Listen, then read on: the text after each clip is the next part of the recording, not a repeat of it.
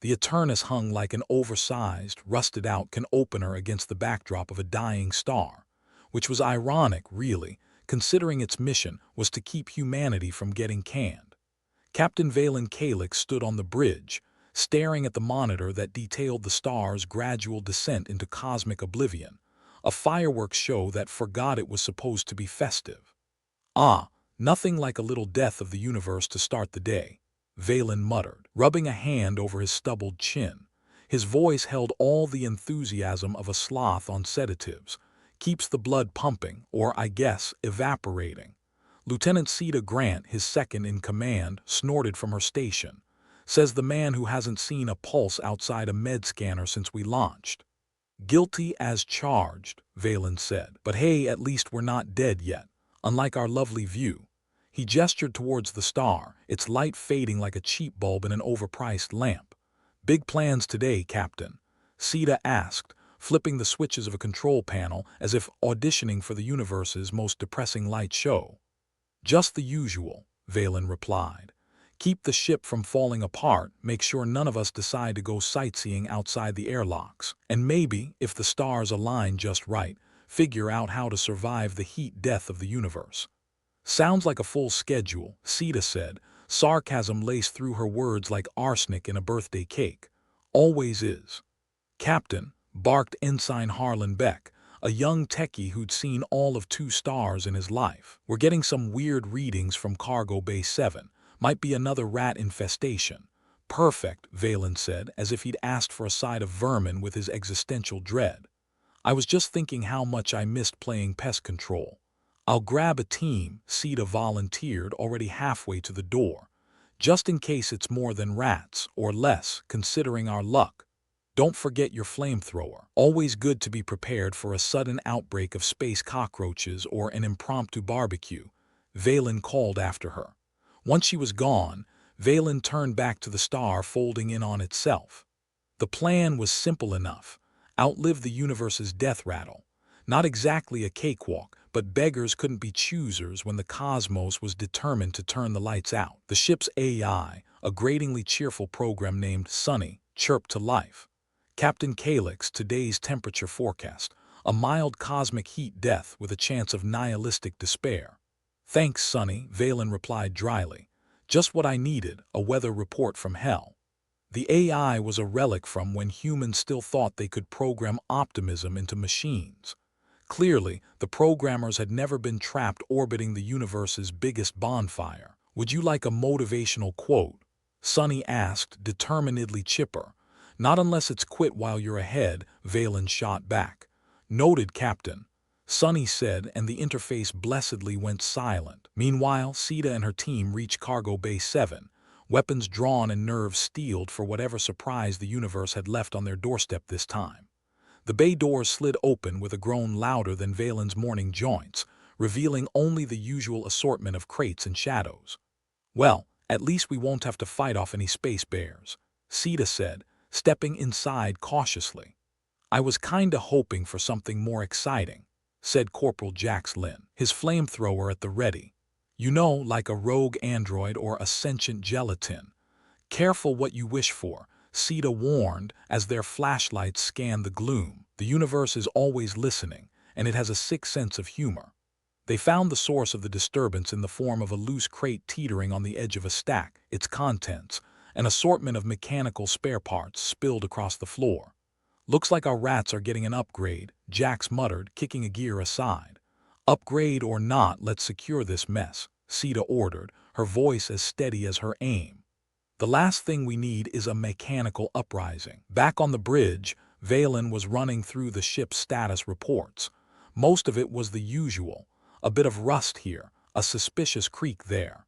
Just the eternally cheerful ship's way of reminding him that even machines didn't last forever. Funny, considering the alternative was staring at them from space. The Eternus wasn't glamorous, but it was home. For now, anyway. Humans had always been tenacious, stubbornly clinging to whatever scrap of existence they could find. And that was their mission here, outlast everything, even if it was just to spite the universe itself. "Captain," Sunny chimed again with the timing of an unwanted pop-up. "Sensors detect a slight anomaly off the port bow." "Anomaly?" Valen frowned, tapping the screen to get a closer look. Define slight. Slight, a deviation smaller than average but potentially disastrous given current conditions, Sonny explained as if it were reading from a dictionary of doom. So, business as usual, Valen muttered. Get engineering on it and tell them to bring their lucky rabbit's foot. Acknowledged, Sonny replied. Valen leaned back in his chair, watching the anomalies blip on the screen. It was probably nothing. It was always probably nothing until it wasn't. Cedar returned to the bridge, dusting off her hands like she'd just finished fixing a leaky sink rather than preventing a potential disaster. All clear, Captain. Just a crate playing hide and seek. With or without an invitation? Valen asked. Without, as usual, Cedar replied, settling into her chair. They both turned their eyes back to the dying star, a blazing reminder that their mission was as impossible as it was vital. Humanity had made a habit of thriving in impossible situations, and this was no different. Survive long enough and maybe, just maybe, they'd find a way to keep the lights on a bit longer. Think we'll figure out how to outlive the universe? Sita asked, half serious. If not, we'll have one hell of a funeral pyre, Valen said. You're a real optimist, Captain. I try, he replied, eyes still fixed on the cosmic dance of decay outside. The anomaly continued to drift closer, its presence a silent reminder that in space, nothing stayed nothing for long. Valen stared at it, feeling the weight of 1,000 impossible decisions yet to come. Sonny, keep an eye on that, Valen ordered, knowing full well that Sonny's eye was the only thing between them and an unscheduled cremation. As you wish, Captain, Sonny responded with all the warmth of a vending machine. Valen leaned back, arms crossed, watching the universe unfold its final act. One way or another, they'd find a way to make it through. Because if there was one thing humanity was good at, it was refusing to go quietly into that good night. The Eternus groaned beneath him, as if agreeing with his silent vow, or perhaps just protesting the weight of its own existence. Either way, it was a sound Valen was used to. And as the star flickered one last time, he couldn't help but smile. Let's show the universe what we're made of, Valen said, more to himself than to anyone else. One stubborn, snarky step at a time. The bridge hummed with the quiet resolve of a crew that refused to give in. They were human, after all, flawed, defiant, and just crazy enough to think they could win. As the anomaly grew larger on the screen, a tiny, persistent reminder that they were far from alone in their struggle, Valen prepared for whatever came next. End scene. Cliffhanger secured, and the universe, despite its best efforts, would just have to wait. The smell of burnt coffee wafted through the cramped corridors of the Eternus, mingling with the ever-present whiff of recycled air and desperation. It was a special kind of aroma, the kind that kicked you in the teeth before you had the chance to complain. Captain Valen Calix leaned back in his chair on the bridge, watching the blinking anomaly on the monitor like a bad omen he couldn't shake off. Remind me again why we haven't been canned yet, he mused, half to himself. Because the universe has a twisted sense of humor, replied Lieutenant Ceda Grant, settling into her usual spot with a sigh. And we're the punchline. The bridge was quiet, but not in the peaceful, serene way the brochures had advertised back on Earth. No, this was the quiet of a ship that was barely holding itself together with duct tape and wishful thinking. Sonny, what's our current resource status? Valen asked, knowing full well he was about to get the kind of news that would make an optimist cry. Resource report. Fuel reserves at 15%, food supplies at 10%, and morale at well. Best not to quantify that, Captain, Sonny chirped, its artificial cheer grating against the bleak reality. Splendid. We're a floating buffet for black holes with all the nutritional value of a soggy cracker, Valen said, his sarcasm sharper than a shard of broken dreams. Ceda chuckled. On the bright side, at least we won't have to diet. Down in engineering, Leora Kest was busy battling the ship's latest tantrum. The Eternus was throwing error codes like confetti at a parade, and each one was another nail in the coffin of their sanity. Leora wiped her brow with the back of her hand, smudging grease across her forehead. You know, when I signed up for this mission, I thought I'd be saving humanity, not babysitting a ship that hates me. Welcome to reality, Doctor, Renko Voss replied, not even looking up from his tablet. His hair, usually a disastrous combo of Einstein and bedhead, was mercifully tamed today, where every day is a new opportunity to question your life choices. Leora snorted, adjusting a valve with a torque wrench that looked like it had seen better centuries. So, any bright ideas on how to keep this tin can from imploding? Renko tapped his chin theatrically, as if considering the secrets of the universe. Well, we could always pray to the gods of engineering, or rob an intergalactic bank, whichever seems more feasible. Great. I'll prepare the sacrifice. Or maybe just sacrifice the ship, Leora deadpanned, giving the engine a solid whack for good measure. It hummed back at her, a sickly sort of sound that was more plea than promise. Back on the bridge, Valen and Sita were reviewing the sensor data on the anomaly, still drifting closer like an unwanted guest. If it wasn't a threat now, it was working its way up to it. Think it's hostile? Sita asked, running a hand through her cropped hair. With our luck, probably just a cosmic version of a tax collector, Valen said, rubbing his temples. And you know how they are. Captain, I hate to interrupt your existential crisis, Sonny chimed in, but I've received a report from engineering. Systems are beginning to fail in Section C. Perfect. Just what we needed, a side of ship failure with our impending doom, Valen grumbled. With a groan that matched the ship's, Valen pushed himself up from his chair. Let's go see what the damage is this time. Bet you 5 credits it's the coolant system again, Sita said, falling in a step beside him. You're on. If I lose, you can have my last packet of synth coffee. Deal, Sita agreed, her grin as sharp as a razor blade. As they made their way through the eternous narrow corridors, the hum of the ship systems was a constant reminder of its age and fragility. It was like walking through the veins of a dying behemoth, each step echoing with the ghostly promise of collapse. They found Leora neck-deep in wires, cursing under her breath with the creativity of a poet who'd been wronged by the universe. Renko stood nearby, offering the kind of encouragement that was about as useful as a solar-powered flashlight in deep space. Leora, what did you break this time? Valen called, ducking under a low-hanging cable. Nothing that wasn't already broken, Leora shot back, not bothering to look up, though I might break something new if this patch job doesn't hold. Let me guess, Sita said, surveying the chaos. Coolant system. Close, but no cigar. It's the secondary power grid, Leora replied. The damn thing's acting like it wants its retirement benefits early. Great. So, we're running on primary power only? Valen asked, trying to suppress the sense of impending doom that was creeping up his spine. Pretty much, Leora confirmed, finally stepping back to wipe her hands on her stained coveralls, which means if something else goes, we're more screwed than a bolt in a gravity well. Renko glanced between them with a bemused expression. You know, I'm starting to think the universe is trying to tell us something. Yeah, like give up already, Valen muttered. Or surprise, you're the punchline, Sita added. Leora sighed, reaching for a thermos that was more rust than metal.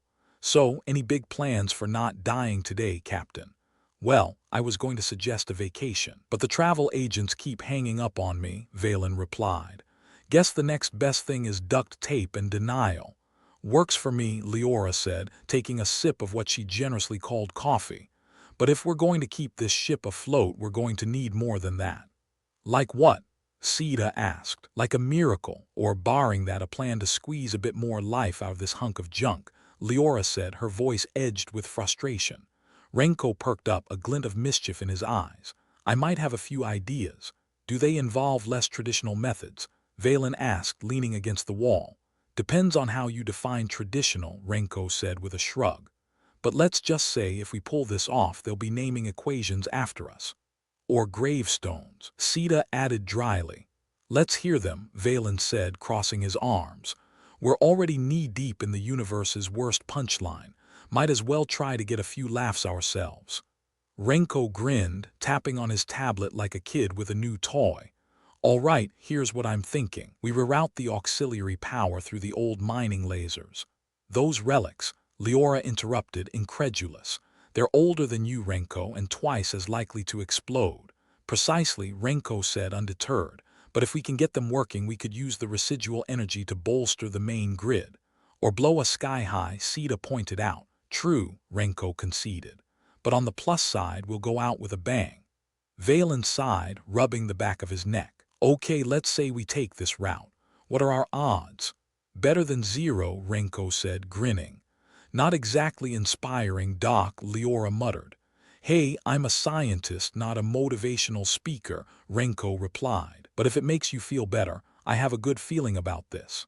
That's the spirit, Valen said, with a smile half as real as a politician's promises. Let's give it a shot then. After all, who needs stability when you've got nerve and a penchant for self-destruction? The team dispersed, each off to tackle their tasks with the kind of grim determination that only came from knowing failure was not an option, because failure meant floating through space as cosmic debris. Out in the cosmos, the anomaly continued its silent approach, unaware or uncaring of the drama unfolding on the Eternus. It was just another piece in the universe's puzzle, a reminder that the only constant was change, and not all of it good. As the crew worked tirelessly to breathe new life into their decrepit vessel, Valen took a moment to stare out at the star they were orbiting. It was dying like everything else, but there was a strange beauty to its final glow. Think we'll make it? Sita asked, joining him at the viewport. Depends on your definition of make it, Valen replied. Survive, maybe. Thrive, definitely not. But I've made my peace with that. Sita nodded, a small smile playing on her lips. You know, if we somehow pull this off, we should write a book. How Not to Die in Space, A Captain's Guide. Sounds like a bestseller, Valen said, chuckling. And we can dedicate it to the universe. For trying so hard to kill us, Sita added. Exactly, Valen said, the weight of their situation hanging heavy but not unbearable. Whatever happens, we'll face it head on. Because that's what we do, isn't it? Damn right, Sita agreed. With the plans in motion and the crew rallying around their absurdly improbable mission, the Eternus lumbered on. It was a testament to human tenacity, a rusted-out can-opener against the void, and like its crew, it refused to go quietly into that endless night. As the star brightened momentarily, Valen couldn't help but feel a sting of hope. Maybe they couldn't outlive the universe, but they'd give it one hell of a fight. The air inside the Eternus was thick with the scent of burnt circuits and bad decisions. Captain Valen Kalix stood on the bridge, staring at the chaos on the main monitor with the kind of resignation usually reserved for people waiting 2 hours at the DMV. Well, this is charming, he said, as an unexpected cosmic hiccup slapped the Eternus off its orbit like an unruly toddler swatting a fly. More like cosmic constipation, Sita Grant replied, fingers flying over her console as she tried to steady the ship. One good push and we're toast. Toast is too generous, Valen said, feeling the deck plates vibrate under his feet. We're the crumbs in the universe's toaster, and it's jammed on incinerate. Sunny, the ship's AI, chimed in with her usual cheeriness that somehow managed to sound smug. Current trajectory indicates we're on a direct collision course with the star. Recommend immediate course correction. Yeah, we got that, Sunny, thanks. Valen snapped, rubbing his temples. Where's Silas? Probably pretending to know what he's doing, Sita said, calling up a comms link. Navigation report. Silas Thorne's voice crackled through the speaker, somehow managing to sound both bored and slightly annoyed. Preparing the latest in reckless starship maneuvers. Lieutenant, hold on to your butts or whatever other body parts you value. That's reassuring, Valen said, eyeing Sita. What do you think our chances are? Better than us spontaneously turning into a competent crew, but not by much, Sita replied. Valen leaned closer to the speaker. Silas, how are we looking? Honestly, Captain, like a drunk astromech on a bender, Silas answered. But I've got a plan. It's daring. Daring as in bold and brave, or daring as in stupid and likely to get us killed? Valen asked. Yes, Silas said, the smirk almost audible. I'll initiate a slingshot maneuver using the star's gravity. It should stabilize our orbit and keep us from becoming one with the cosmos. You do realize those maneuvers are mostly theoretical, right? Sita said, raising an eyebrow. Relax, Lieutenant. Mostly is just a pessimist's way of saying almost, Silas replied. Or an optimist's way of ignoring statistics, Valen pointed out, feeling his stomach churn at the thought. All right, Silas, do your thing. Just don't make us regret it. No promises, Silas said, cutting the channel. As the Eternus lurched and groaned like a beached whale with indigestion, Valen couldn't help but think about their mission. What a joke! Save humanity from cosmic decay. They couldn't even save themselves from their own stupidity half the time. Sita seemed to read his mind. You ever wonder if maybe we'd be better off just letting the universe have its way? I mean, it's not like we've done anything to endear ourselves to it. Oh, all the time, Valen said. But then I remember there's a lot of good whiskey left on Earth. Spoken like someone with their priorities straight, Sita chuckled, though her eyes were serious. But really, is stopping this celestial apocalypse even possible, or are we just a bunch of idiots pretending to be heroes? Probably a mix of both, Valen admitted. I guess it comes down to whether we think humanity deserves to be saved or not. Sita shrugged. Depends on the day and who I'm talking to. Right now, ask me again after Silas either saves us or kills us all.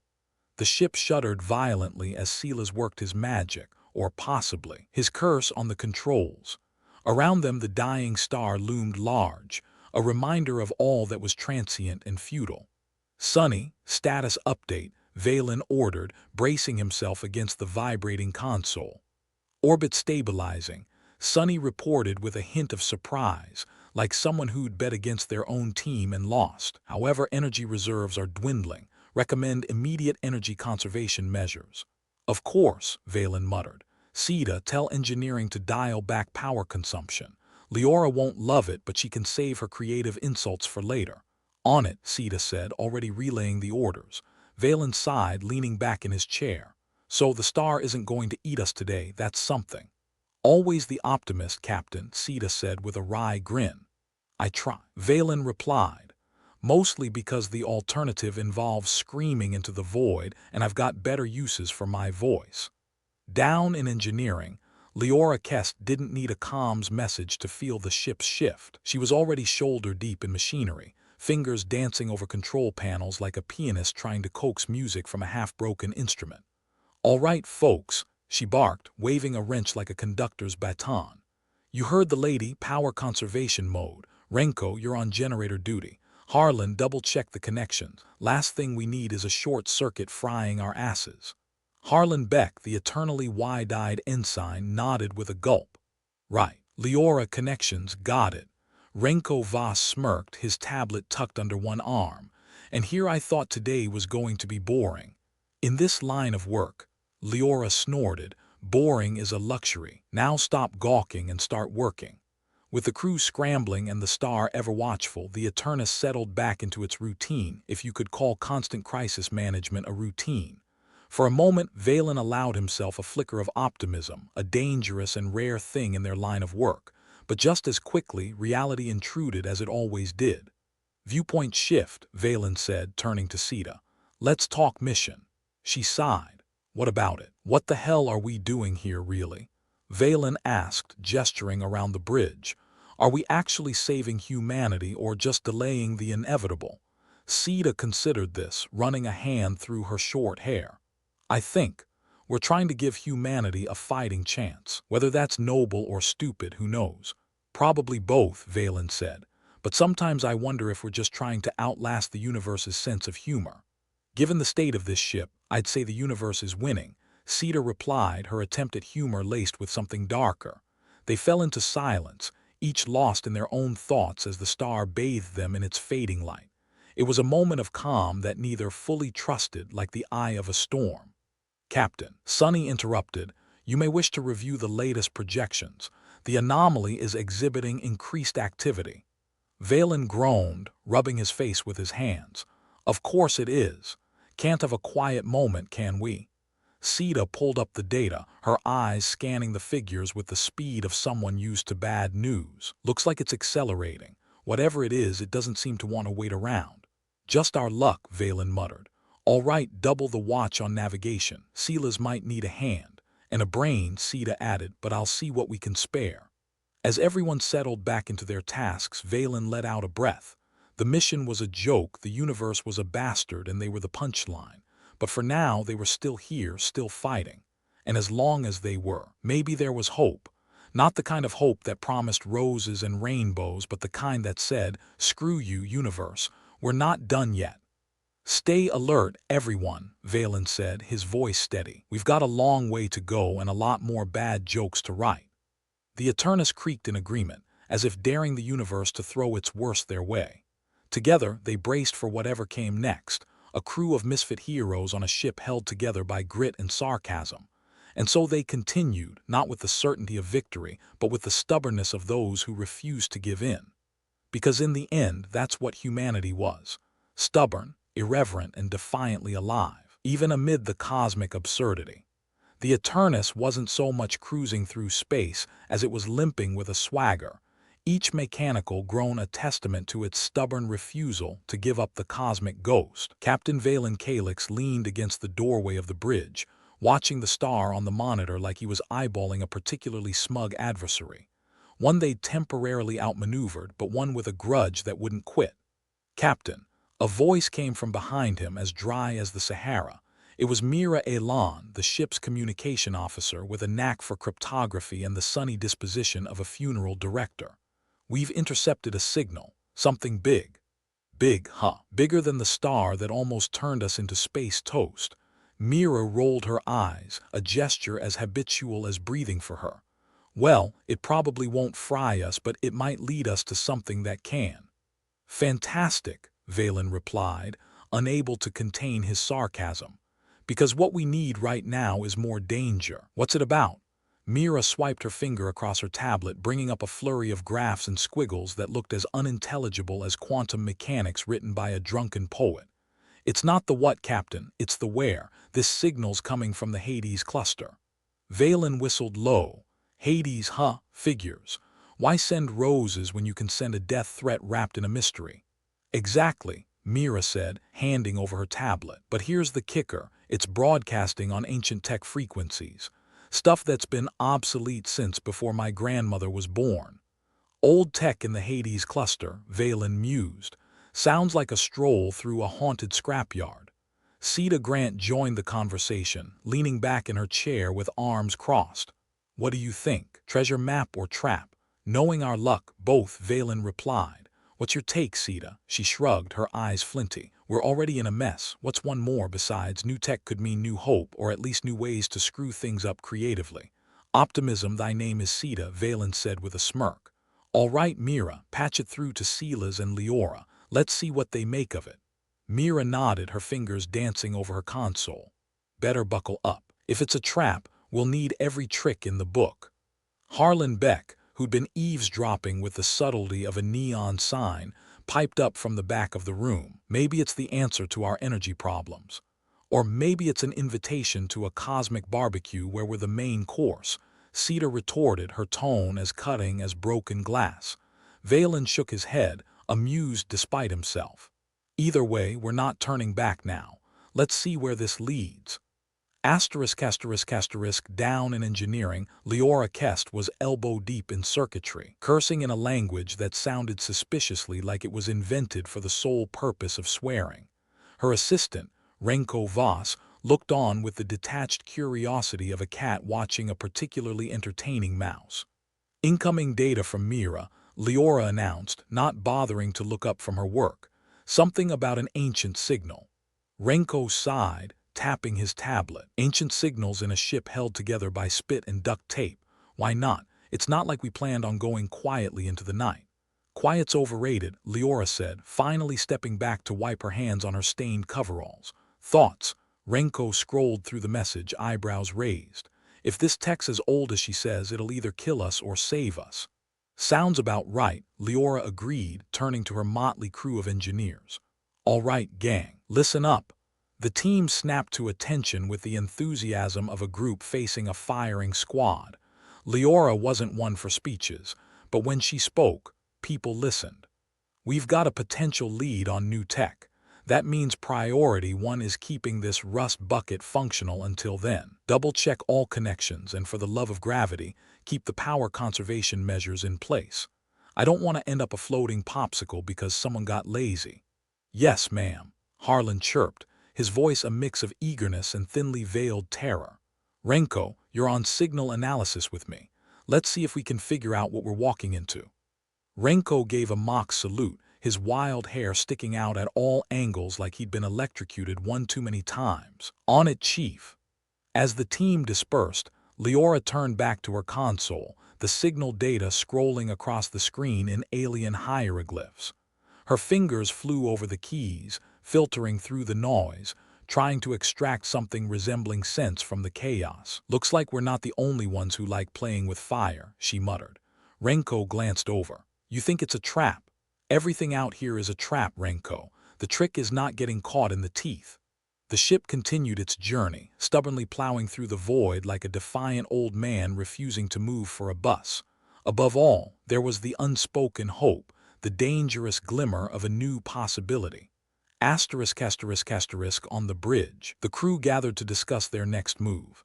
Valen, Sita, Mira, and now Silas, who looked like he'd just woken up from a nap and couldn't decide if reality was worth participating in. "All right, team," Valen started, pacing like a caged tiger. "We've got a signal from the Hades cluster. Old tech, high risk. It could be a trap or a treasure. Either way, it's the only thing that's come along that doesn't involve us becoming cosmic roadkill." Silas yawned, scratching at his scruffy chin. "So, what's the play here, Captain? Go in guns blazing or try the diplomatic approach and bring cookies?" "Cookies might be pushing it," Sita quipped, "but we need to be ready for anything." Mira cleared her throat, her expression as serious as a tax audit. "The signal could mean someone's out there, someone who knows more about this cosmic mess than we do. Or it could mean we're about to meet the universe's equivalent of a used car salesman," Valen countered. "But we won't know until we check it out." The conversation took a darker turn, the crew falling into a contemplative silence. It was the kind of silence that spoke volumes, heavy with the knowledge of risks they'd taken before and the ones yet to come. "So," Valen finally said, breaking the tension with a sigh, "do we chase the signal or not?" Sita was the first to speak, voice firm. "We chase it. We're already up to our necks in existential threats. Might as well go all in." Silas nodded, though his expression suggested he'd rather be anywhere else. "I'm in." The Hades cluster sounds like a fun vacation spot. Mira, ever the pragmatist, merely shrugged. "Better odds than sitting here and waiting for the star to eat us." Valen took it all in, nodding slowly. "All right, let's set a course then. Silas, you're on navigation. Mira, keep decoding. Sita, prep the crew." As the crew set to their tasks, the Eternus changed course, its path now angled towards the Hades cluster. The ship hummed with renewed purpose, the kind that comes from chasing a glimmer of hope in a universe determined to snuff it out. The days passed in a blur of activity, the crew working with focused intensity. There was an air of expectation on the ship, a sense of impending climax that was almost palpable. As they approached the Hades cluster, tensions were high, nerves frayed. Valen found himself in the ship's mess, nursing a cup of dubious coffee as he considered their situation. The irony wasn't lost on him. Here they were, a ragtag group of unlikely heroes, hurtling towards what could very well be their doom. Sita joined him, her own mug in hand. "You think we'll find answers out there?" "Answers? No," Valen replied, a wry smile tugging at his lips, "but maybe a few more questions to keep us entertained." "Ever the optimist," Sita chuckled, shaking her head. "Someone's got to be," Valen said. "Besides, if we're going down, I'd rather it be because of something we chose to do. Choosing our own screw-ups, huh? I like it." Just then, Mira's voice crackled over the comms, a hint of urgency cutting through the static. "Captain, you'll want to get up here. We've got activity." Valen and Sita exchanged glances, downed their coffees, and made their way to the bridge with haste. Mira stood by the console, her eyes alight with something that might have been excitement or possibly terror. "The signal, Captain, it's changed. It's responding." "Responding how?" Valen asked, peering over her shoulder at the data displayed on the monitor. "It's like it recognized us," Mira explained, her voice a mix of awe and disbelief. "And now it's sending coordinates." "Coordinates?" Valen repeated, brow furrowing. "To where?" "To somewhere," Mira said, her tone suggesting that somewhere was likely to be a place laden with both peril and potential. Silas, who'd been listening with half an ear, perked up. "Looks like the mystery tour just got a destination, folks." "Indeed," Valen said, a grim smile creeping across his face. Time to see what the universe has in store for us. He turned to his crew, a motley collection of the stubborn, the reckless, and the hopeful. They were all there, ready to face the unknown with a gleam in their eyes that spoke of defiance and determination. "All right, team," Valen said, his voice low but steady. "Let's show the universe it's not the only one that can throw a curveball." With that, the Eternus pushed forward into the unknown, chasing a signal that promised either salvation or destruction. And as they went, they carried with them the indomitable spirit of humanity, flawed, irreverent, and unyielding in its quest for survival. The Eternus was a floating tin can of existential dread, but at least it was their tin can. And as the crew gathered on the bridge to digest their dire situation, it was about to become even more cramped, if that was even possible. Supplies had reached critical levels, which was basically a polite way of saying they were screwed unless someone had a secret stash of food and water hidden up their sleeve. Spoiler alert, no one did. "Well, this is a shit sandwich with no bread," Valen muttered, his voice carrying the weariness of a man on the brink of a nervous breakdown, yet somehow amused by the absurdity of it all. Sita, standing beside him, nodded. "Looks like we're going on the space diet, guaranteed to make you lose weight or your life back." "Only if we had lives to begin with," Silas said, leaning against the wall with the air of someone who'd checked out of giving a damn a long time ago. Mira, ever the bringer of bad news, glanced up from her console with a grim look. "The Hades cluster is still our best bet, but we'll need to play it smart. No room for screw-ups." "Thanks, Mira. I'll be sure to tell the universe to hold off on the curveballs," Valen replied, rolling his eyes. Leora chimed in over the comms, her voice crackling with static. "Captain, you'd better get down here. We've got a situation." "If I had a credit every time I heard that," Valen sighed. "Sita, you have the bridge. Try not to mutiny while I'm gone." Sita gave a mock salute, her eyes twinkling with sarcasm. "I'll do my best, Captain. No promises." As Valen made his way to engineering, he couldn't help but feel a creeping sense of unease. The crew was on edge, morale was lower than a limbo champion, and if they didn't find a solution soon, they'd have a mutiny on their hands, or worse.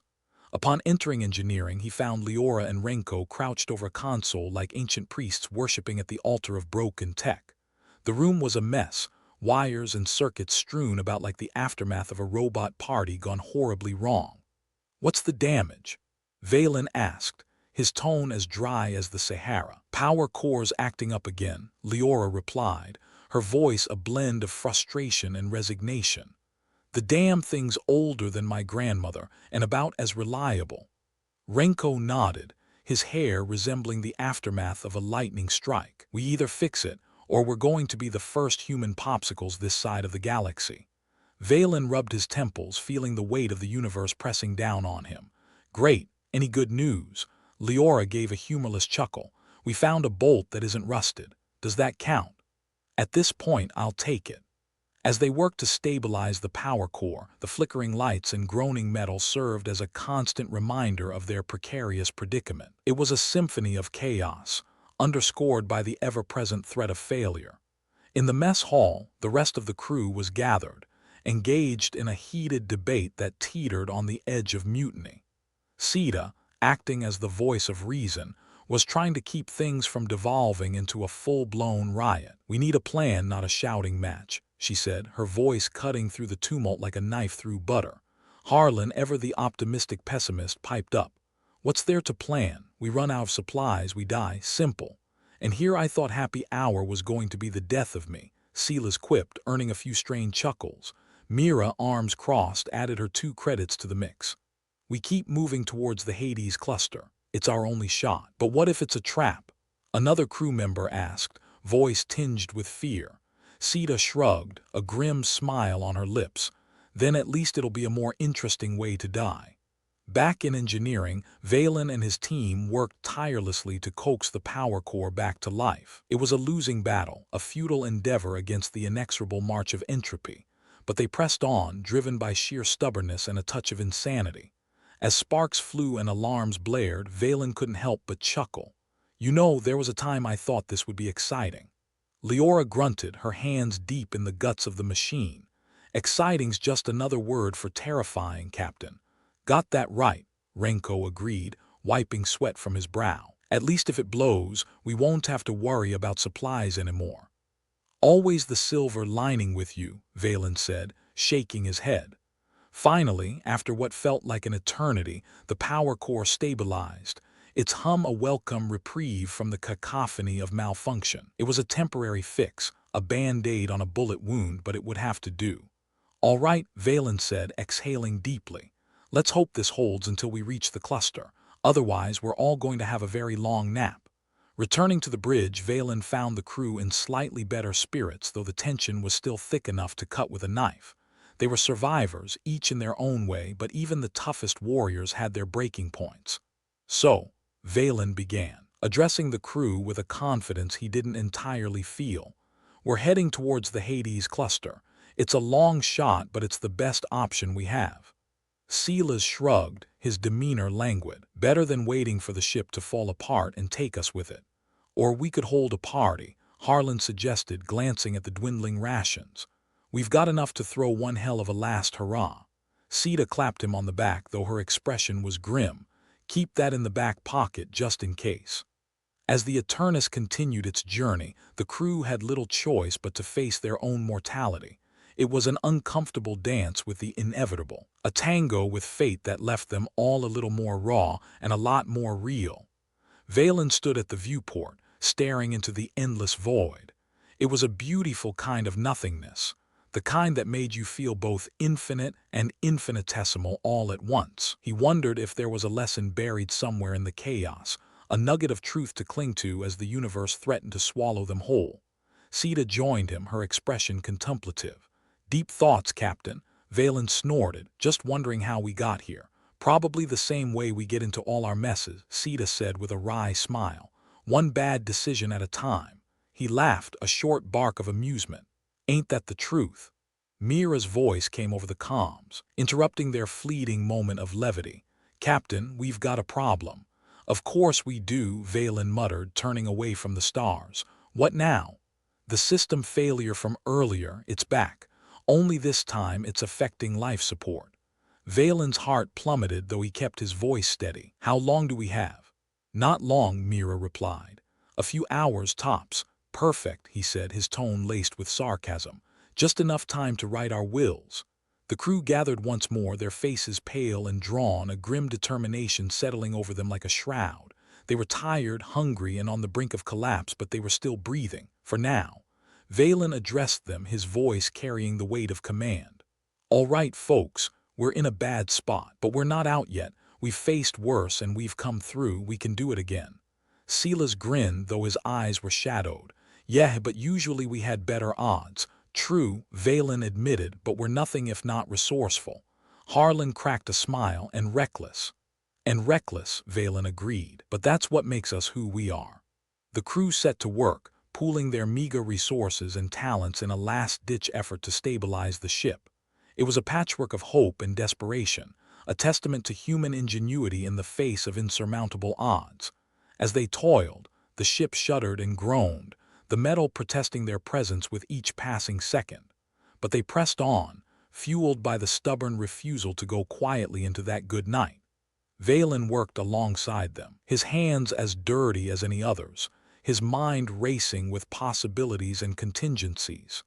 He was their captain, but he was also their friend, their comrade in arms, and he wouldn't let them down. In the end, it was Mira who found the solution, her fingers a blur over the console as she rerouted power and bypassed failing systems.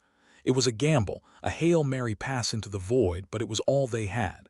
Got it, she exclaimed, her voice hoarse with exhaustion, but it won't last long. Then it'll have to be enough, Valen said, feeling a spark of hope ignite within him. Let's make it count.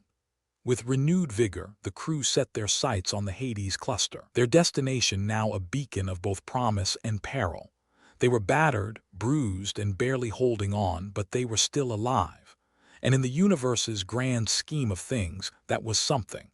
As the Eternus hurtled towards the unknown, the crew steeled themselves for whatever lay ahead. They were a ragtag bunch of misfits, but they were family. And they'd face this trial like they faced all the others, together, with a smirk and a middle finger raised to the cosmos. Because in the end, that was what humanity did best. Valen stood again in the mess hall, not much of a hall and certainly not full of any mess worth eating. The crew was gathered around, their faces a mix of concern and confusion. It wasn't every day, after all, that they faced a space death so creatively conceived it could have been the plot of a B-grade holofilm. Dr. Renko Voss, their resident mad scientist in spirit, was scribbling furiously on his tablet. His hair was more unkempt than usual, sticking out like antennae, as if trying to catch signals from a saner universe. But sanity wasn't on the menu today. Renko looked up, his eyes wild with the kind of inspiration that borders on lunacy. He cleared his throat, capturing the crew's attention, though it wasn't like they had anywhere else to be.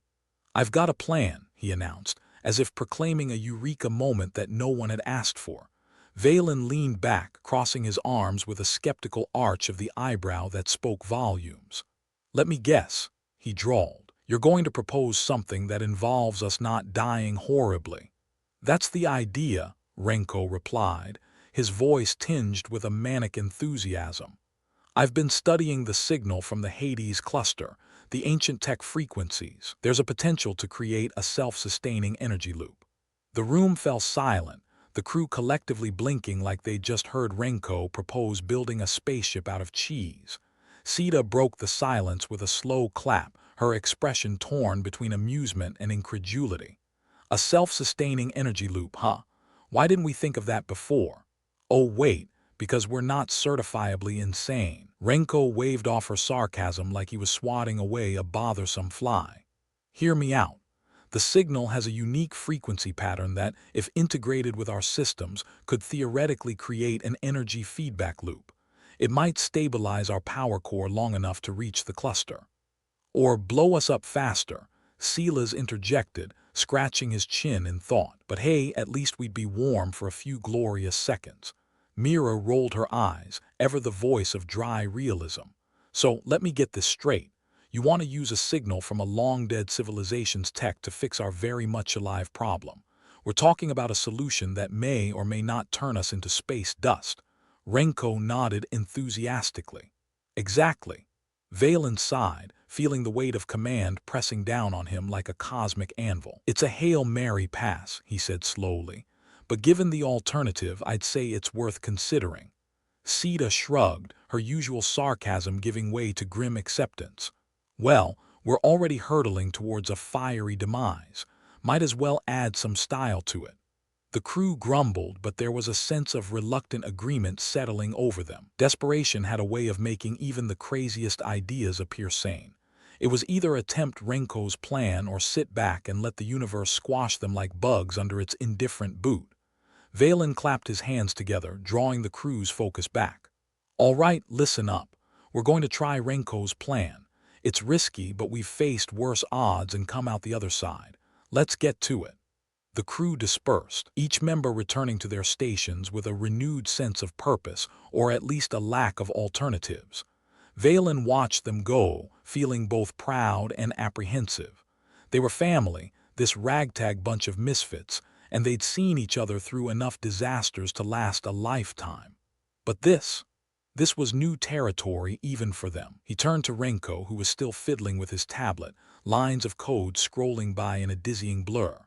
"You sure about this, Doc? We don't get a second chance if it doesn't work." Renko pushed his glasses up the bridge of his nose, a defiant glint in his eye. "I know it sounds crazy, Captain, but sometimes crazy is all we've got." Valen nodded, clapping Renko on the shoulder. "All right, let's make it happen." In engineering, Leora was already at work, her fingers flying over the console as she prepared to integrate the signal into the ship systems. The room echoed with the hum of machinery and the occasional curse as she fought against the stubborn resistance of technology older than some religions. Harlan hovered nearby, watching with a mixture of awe and terror. "You really think this will work?" he asked, his voice betraying his youth and inexperience. Leora shrugged, not looking up from her work. "No idea, but it beats staring death in the face and doing nothing." Harlan nodded, swallowing hard. "Guess that's one way to look at it." Renko joined them, his presence a whirlwind of energy and eccentricity. "All right, let's sync this bad boy up," he said, pulling up the signal data on the console. The screen flickered, displaying a chaotic graph that looked more like abstract art than anything comprehensible. Renko adjusted a few settings, his eyes gleaming with excitement. "All right, we're ready to make history, or become it." Leora took a deep breath, her fingers poised over the controls. "On your command, Captain." Valen's voice crackled over the comms, calm and steady. "Do it." Leora initiated the sequence, her hands a blur as she executed Renko's plan. The room vibrated with tension, the air crackling with anticipation, and not a small amount of fear. The ship shuddered violently, as if protesting the very idea of survival. Alarms blared, lights flickered, and for a heart-stopping moment, it seemed like everything was about to go up in flames. But then, as suddenly as it started, the chaos subsided. The power core stabilized, its hum steady and strong, a heartbeat that echoed with life. Leora let out a breath she hadn't realized she was holding, her relief palpable. "It worked," she said, disbelief coloring her words. "By some miracle, it actually worked." Renko let out a whoop of triumph, punching the air with glee. I knew it would work. Never doubted you for a second." Valen's voice came over the comms, wry and relieved. "Okay, maybe for a second, or several." Sita's laughter crackled through the speakers, a sound that was both comforting and a little unhinged. "Looks like we get to stick around a little longer, folks. Drinks are on me if we had any." The crew erupted into cheers, a ragged, joyous sound that filled the ship. It was a small victory, a temporary reprieve, but they'd take it. They'd take anything that kept them from becoming space debris. Valen allowed himself a moment of relief before addressing the crew once more. "All right, celebrate while you can. We've still got a long way to go before the cluster, and this was just the first hurdle." Silas's voice piped up, dry as ever. "You mean there's more fun to come? Be still, my beating heart." "We're back on track, folks," Valen continued, ignoring Silas's sarcasm. "And as long as we keep working together, we've got a fighting chance." The crew dispersed, buoyed by their success but fully aware of the challenges that lay ahead. They were survivors, each in their own way, and they'd face whatever came next with the same stubborn tenacity that had brought them this far. Valen lingered in the mess hall, staring out at the stars with a renewed sense of hope. The universe was a cruel mistress, but she hadn't claimed them yet, and as long as they drew breath, they'd fight tooth and nail for every inch of ground. Sita joined him, her expression softening into something almost fond. "Not bad for a bunch of scrappy misfits, huh?" "Not bad at all," Valen agreed, feeling the weight of the universe lift just a fraction. "We might just make it yet." "Or die trying," Sita quipped, her humor a shield against the darkness. "Or die trying," Valen echoed, a small smile tugging at his lips. "But let's try not to, shall we?" They stood in companionable silence, the vastness of space stretching out before them, full of danger and possibility. Whatever awaited them in the Hades cluster, they'd face it head-on together. Because in the end, the universe could throw whatever it wanted at them. They were human after all, resourceful, reckless, and utterly unyielding. And as they hurtled towards whatever destiny awaited them, they'd do it with a smirk and a middle finger raised to the cosmos. The Eternus had seen better days, not that it ever really had a heyday. The term spaceship was generous. It was more like a metal coffin with a view. Right now, though, it was the only coffin they had, and they intended to keep it from becoming permanent residents. Valen sat in his command chair, or what passed for one, gripping the armrests like they were the last lifelines against the cosmic whirlpool they were in. His gaze flitted over the flickering main monitor. It read like a child's nightmare drawing of squiggles and spirals, a chaotic testament to their dire situation. "Valen, you might want to see this," Mira called from her station, voice as dry as the Martian desert. Her fingers danced over her console, bringing up the latest readings. He didn't want to see it, truth be told. He was getting a headache from all the doom and gloom on display. "What is it now? Are we finally getting complimentary peanuts and a safety demonstration?" Mira's lips twitched in the ghost of a smile. "Close. We're about to hit the sweet spot for that gravity slingshot. Or you know, the point of no return. Flip a coin." Sita, leaning over her console, snorted. If I had a coin, I'd use it to bribe fate into giving us a break. You think fate takes bribes? Valen asked. Because at this point, I wouldn't mind throwing in a few IOUs. Dr. Renko Voss was still buzzing with an energy that would put hyperactive squirrels to shame. He was practically bouncing as he monitored the ship's power stats, the tablet in his hand an extension of his frazzled self. This is exciting, isn't it? We're on the brink of something extraordinary. Extraordinary is one word for it. Silas grunted from his navigation station. Personally, I'm leaning towards suicidal. Harlan, their burgeoning techie, looked up from the spaghetti mess of wires he was untangling under a console. Hey, if we pull this off, maybe they'll name a maneuver after us. Dying in a blaze of glory maneuver, Sita suggested. Has a nice ring to it, Valen agreed, smirking despite himself. But let's try to rewrite the history books with something less fiery. The comms buzzed to life with Leora's voice from engineering. We're ready down here. Power systems are stable for now. By the way, if anyone finds my sanity, send it back. I think I left it in the reactor. Valen tapped the comm button. We'll look, but I wouldn't hold your breath. The ship groaned like an old geezer getting out of bed, metal creaking as they lined up for the slingshot maneuver. Everyone held their breath except Sunny, the eternally cheery AI, who didn't breathe, thankfully. It was more optimistic than any machine had a right to be, despite the impending doom. Trajectory aligned, Sunny chirped, oblivious to the tension. All systems nominal, isn't this exciting? Valen scowled at the AI's enthusiasm. Yeah, thrilling. Let's hope excitement doesn't kill us. Renko was vibrating with anticipation, eyes fixed on the readouts. Initiating energy loop integration. Now, Leora's voice crackled over the speakers, a backdrop to the symphony of anxiety. Here goes nothing. The ship lurched violently, every bolt and joint protested with an orchestral screech. Renko's energy loop kicked in, the ship's power core stabilizing with a reluctant groan. For a heartbeat, the Eternus seemed to hold its breath along with the crew. Then, miraculously, the chaos ebbed. The ship steadied, holding its course like a stubborn old beast refusing to be tamed by the cosmos. The power core hummed with newfound vigor, a steady thrum that felt like a lifeline. Sita was the first to break the silence, letting out a breathy laugh. Well, color me impressed, we're not dead. High praise, Renko grinned, his eyes wide with relief. I knew it would work. Modesty, thy name is not Renko, Mira muttered, though there was warmth in her voice. Valen straightened, allowing himself a moment of satisfaction. All right, folks, looks like we've got some breathing room. Silas raised an eyebrow, mock incredulous. So, no fiery death today. Not today, Valen confirmed. But don't worry, I'm sure the universe has something else planned. The crew laughed, tension unraveling into something closer to camaraderie. It was a small triumph, a flickering light in the void, but damn if it didn't feel good. Let's not get cocky, Valen added, though his own heart was lighter. We're not out of the woods yet. Mira tapped her console, pulling up a new set of data. Approaching the Hades cluster. Ida, a couple of hours, give or take. Plenty of time for something to go wrong, Sita quipped. But hey, we'll face it like we face everything, barely prepared and with a sarcastic comment. Wouldn't have it any other way, Valen agreed. Keep monitoring those systems. I don't want any surprises. Renko, ever the optimist or lunatic, depending on the day, was already back to fiddling with his tablet.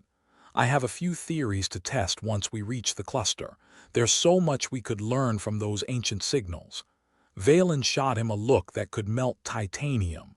Let's focus on not dying first, genius. Baby steps, Renko conceded with a grin. Leora's voice crackled back over comms, sounding suspiciously pleased with herself. I've managed to jury-rig some of the systems. We might even get enough juice to power the coffee machine.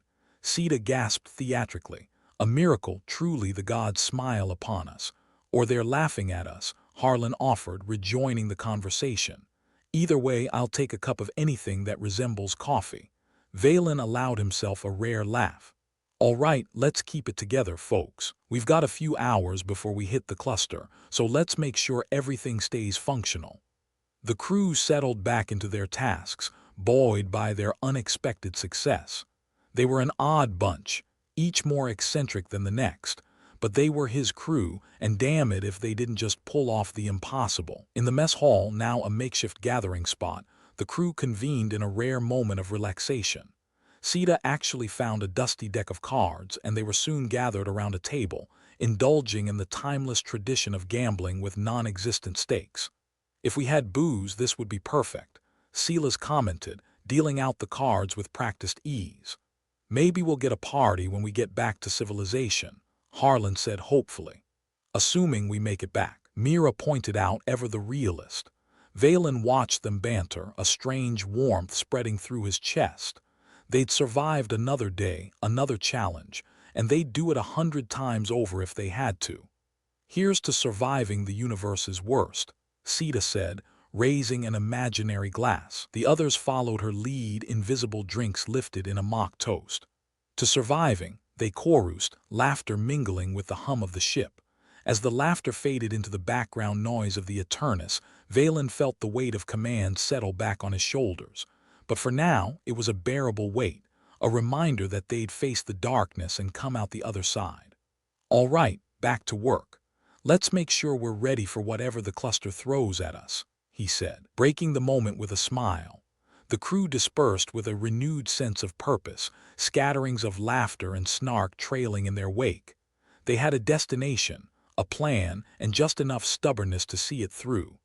Valen lingered a moment, alone with his thoughts and the stars beyond. The universe was vast and indifferent, full of peril and beauty in equal measure. But here, in this moment, he felt a flicker of hope, and as long as they had hope and each other, they'd face whatever came next with a grin and a raised fist. Because no matter how dark the cosmos got, they were human, damn it, and they wouldn't go down without a fight. "Sita," he called, following his crew out of the mess hall. "Save me a seat at the next poker game. I'm feeling lucky." She turned, her grin wide and mischievous. "You sure you can handle losing to me again, Captain?" Valen chuckled, the sound echoing with the promise of more fights, more challenges. "Wouldn't have it any other way." The Eternus surged forward, a defiant bullet in the dark, chasing the horizon and whatever lay beyond. Together they'd make their mark on the universe, a ragtag team of survivors, united by grit, humor, and the relentless human spirit. Valen found himself in the captain's chair, the universe's worst recliner, and as usual it was more uncomfortable than a cactus in a cushion factory. He squinted at the main monitor, its readouts a kaleidoscope of barely contained disaster. "Well, that was a fun little brush with annihilation," he muttered, the words as much for himself as anyone else. Mira, her eyes still glued to her console, chimed in, "Fun's one way to put it. How do you think we rate on the cosmic disaster scale?" Valen snorted. "I'd say we're at a solid 8, maybe 9 if you count the smell." "You think the universe gives out participation trophies?" Harlan asked, popping up from behind a tangle of wires like a startled meerkat, grease smudged across his cheek. "More like consolation prizes," Sita said, tapping at her controls. "Here's a pat on the back and a try not to die next time." Dr. Renko Voss, the human equivalent of a caffeine overdose, was pacing with his tablet, occasionally jabbing at its screen like he was trying to prod a sleeping bear. "We could make history, you know," he said, eyes alight with the fervor of a man 2 steps away from a nervous breakdown. "The first crew to map out energy anomalies in the Hades cluster. Or the first crew to get incinerated by them," Silas added, the eternal pessimist of the group, leaning back in his chair with the air of a man who'd made his peace with doom. Leora's voice crackled over comms as if on cue, a little too cheerful for someone elbow-deep in the ship's gut. "Engineering's humming happy days are here again. For now, anyway. Optimistic for someone who's probably inhaling radiation," Mira commented dryly. "We all have our ways of coping," Leora replied, her voice a distant echo tinged with static. Valen leaned back, staring at the view screen that framed the universe's most aggressive light show. Stars danced and flared, a reminder of just how insignificant they were in the grand scheme of things. "Anyone else feel like a bug on a windshield? Metaphorically or literally?" Sita asked, her tone light but her eyes scrutinizing the readouts. "Dealer's choice," Valen replied, shrugging. "Just trying to add some perspective." Renko made a sound of triumph as something on his tablet finally bent to his will. The field readings are stable. We're in a good position to start gathering data once we hit the cluster, assuming we don't implode. Always a ray of sunshine, Renko, Mira noted, her fingers dancing over her console. I've got comms open, ready to intercept any signals that might fry our brains. It's not the frying that worries me, Silas muttered. It's the marination beforehand. Harlan flipped a switch and the lights flickered in response. There, managed to coax a bit more juice into the life support. We might not suffocate after all. Put that on our epitaph, Valen said with a grim chuckle. Here lies the crew of the Eternus. Did not suffocate. The ship rattled as if in agreement, its ancient frame reminding them all just how precarious their situation was. Each creak and groan was like a ghost from the past, whispering warnings they'd long since learned to ignore. Mira glanced up, her expression unreadable. Why do we do it? Keep pushing on, I mean. There's a certain point where insanity and bravery blur together. Because we're stubborn idiots with nowhere else to be. Sita suggested, her grin sharp enough to cut steel. And the universe hasn't killed us yet, which is a minor miracle. Plus, the view's decent, Silas added, gesturing at the spiraling galaxies beyond. Valen nodded. And there's something to be said for spitting in the universe's eye. I mean, we're here, aren't we? Might as well keep going. Leora's voice came through the speakers again, this time with a hint of nostalgia. You know, I once thought space would be full of wonder. Turns out it's mostly bureaucracy and vacuum. And yet, we still signed up, Renko said with a wry smile, his excitement for the cluster barely contained, because there's still the chance for something extraordinary. There's that word again, Silas said, shaking his head. Seems to follow us around like a bad smell. Valen watched them, a ragtag bunch of survivors who'd somehow become his family, each one an integral part of the chaotic circus act they called life aboard the Eternus. They were flawed, irreverent, and more than a little insane, but they were his crew. All right, let's get to it then, he said, clapping his hands. Next stop, Hades Cluster. Let's see what the universe has in store for us.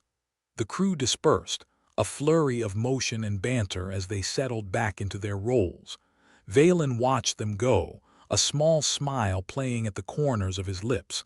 They'd survived this far, and damned if they wouldn't keep surviving. As he turned back to his console, the ship bucked slightly, as if reminding him that it would take more than a little optimism to keep them alive.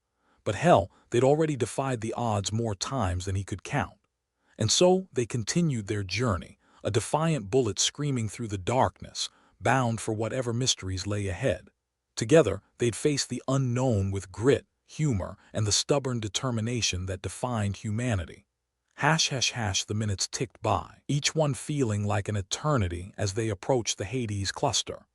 Valen monitored the instruments, a silent prayer to any cosmic deity willing to listen. The thought that the ancient signals could be the key to something greater kept whispering in the back of his mind, a tantalizing possibility wrapped in danger.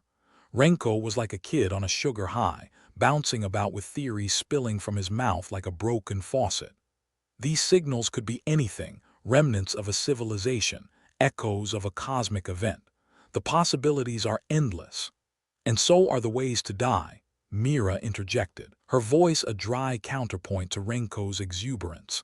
Everyone's a critic, Renko huffed, though his good spirits were unshakable. Sita leaned back in her chair, eyes scanning the monitors. Hey, Valen, if we die, you think anyone'll remember us? He snorted. Probably not, but if they do, let's hope it's for something more flattering than those idiots who got cooked by space radiation. An inspiring legacy, Sita agreed, chuckling. The ship hummed softly, a lullaby of machinery and barely contained chaos. Valen could feel the anticipation building, their collective breath held as they edged closer to the cluster. This was it, the culmination of their journey, the moment they'd been both dreading and working towards. Clusters in range, Silas reported, his voice a calm anchor in the storm of their nerves. Steady, Valen ordered, his fingers tight around the armrest. Let's see what treasure this cosmic junkyard has to offer. The comms crackled to life, Mira's voice cutting through the static. I'm picking up a signal, it's different. Stronger good or stronger bad? Harlan asked, his curiosity tinged with trepidation. Depends on your definition, Mira replied, her attention on the screen. Renko was practically vibrating, eyes wide. "Can you isolate it? We need to analyze the frequency." Heedless of the potential danger, Valen nodded. "Do it." The crew worked in concert, a flurry of activity as they honed in on the mysterious signal. It pulsed with an energy that was almost tangible, a heartbeat in the vast silence of space. Valen could feel it too, an unspoken promise or threat hanging in the air. "Frequency isolated," Mira confirmed, her face lit by the glow of the console. "Running analysis now." Renko leaned over her shoulder, his excitement infectious. This could be it. Proof of. A sudden jolt sent them all sprawling, the ship shuddering like a leaf in a hurricane. Valen grabbed the armrest, heart pounding. What the hell was that? Leora's voice crackled through, urgent and harried. "We've got some interference down here. Systems are going haywire." Valen cursed under his breath, the familiar dance of disaster rearing its ugly head once more. "Renko, Mira, keep working on that signal.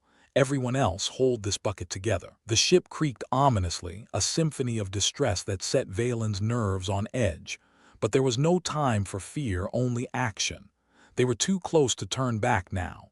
Sita's face was a mask of concentration, fingers flying over her controls. "We're holding steady. For now." "For now's better than not at all," Silas grunted, eyes flicking between the readouts and the vast unknown beyond.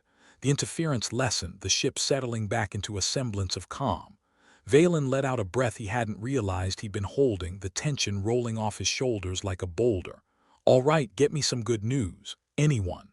Renko's face was lit with the light of revelation, a mad scientist in his element. "We've got it, the signal. It's broadcasting a pattern." "Pattern?" Valen echoed, his interest piqued despite himself. "What kind of pattern?" Mira tapped a few buttons, the data streaming across the screen. "It's rhythmic, repeating sequences, almost like." "A message," Renko finished, his voice breathless with awe. "It's a message." The revelation hung in the air, a tantalizing promise that sent a shiver down Valen's spine. A message from the depths of the Hades cluster, wrapped in mystery and danger. It was every explorer's dream and every captain's nightmare. "All right, let's focus up," Valen said, his voice firm and steady. "Decryption team, get on it. Everyone else, keep this ship from falling apart." The crew leapt into action, the weight of their discovery electrifying the air. The Eternus was alive with purpose, a ship reborn with new fire and determination. They were explorers, survivors, and damn if they wouldn't see this through. Valen watched them work, pride swelling in his chest. These were his people, crazy and brilliant and stubborn as hell. They'd come this far, defied the odds, and now stood on the brink of something extraordinary. The universe was a vast, indifferent beast, but here, aboard the Eternus, hope burned bright. They were humanity's best and worst, a testament to everything flawed and beautiful about their species. And whatever lay ahead, they'd face it with courage and defiance. "All right, folks," Valen said, his voice carrying the weight of command and camaraderie. "Let's make history, or at least not die trying." The crew laughed, fear and excitement blending into a heady mix. Together, they were a force to be reckoned with, a ragtag team bound by duty and humor. As they plunged into the unknown, the stars watching like silent sentinels, Valen knew they were more than just a crew. They were family, bound by shared trials and triumphs. And whatever the universe threw at them, they'd face it head-on with a wink and a grin. Because they were the crew of the Eternus, damn it. And they wouldn't go quietly into the void.